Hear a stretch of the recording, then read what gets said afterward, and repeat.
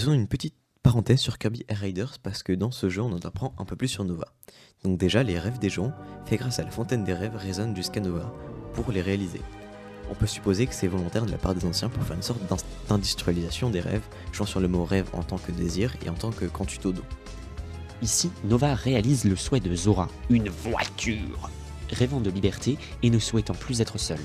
Alors, évidemment, pour réaliser son souhait, Nova va larguer des milliers de véhicules sur Popstar puis envoyer des robots tueurs pour arracher ce qui semble être le noyau Zora pour transformer en machine gigantesque, évidemment. Mais au final, elle est bien libre. Son âme et son désir de liberté se matérialisent maintenant en Didou noir.